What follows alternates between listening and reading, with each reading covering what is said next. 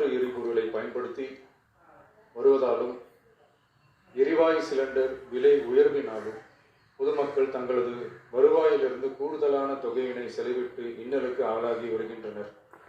இதனை கருத்தில் கொண்டு நிதி நெருக்கடியான சூழலிலும் பொதுமக்களின் நிதி சுமையினை குறைக்கும் வகையிலும் பொதுமக்களின் நலனை பாதுகாக்கவும் மக்களுக்கு அளித்த வாக்குறுதியை நிறைவேற்றும் நோக்கிலும் எரிவாயு சிலிண்டருக்காக செலவழிக்கப்பட்டு வரும் தொகையினை அவர்களுக்கு வழங்க அரசு முடிவு செய்துள்ளது.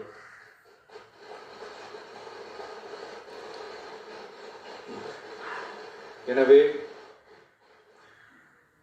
குடும்பத் தலைவிகள் பயன்பெறும் வகையில் முதல் கட்டமாக அன்னபூர்ணி சூப்பர் 6 திட்டத்தில் ஆண்டிற்கு 3 விலையில்லா எரிவாயு சிலிண்டர்கள் வழங்கப்படும்.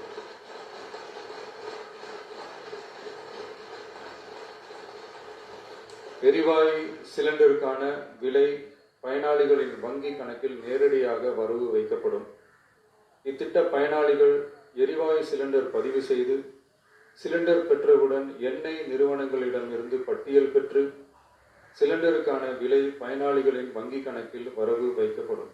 இத்திட்டத்தினால் சுமார் 1,30,16,104 குடும்பங்கள் பயனடைவார்கள்.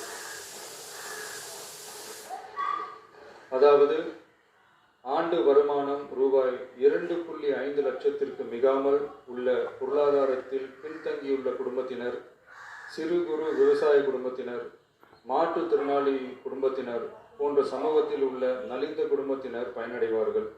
இத்திட்டத்தினை செயல்படுத்துவதற்கான ஆயத்த பணிகள் துவங்கப்பட்டுள்ளது.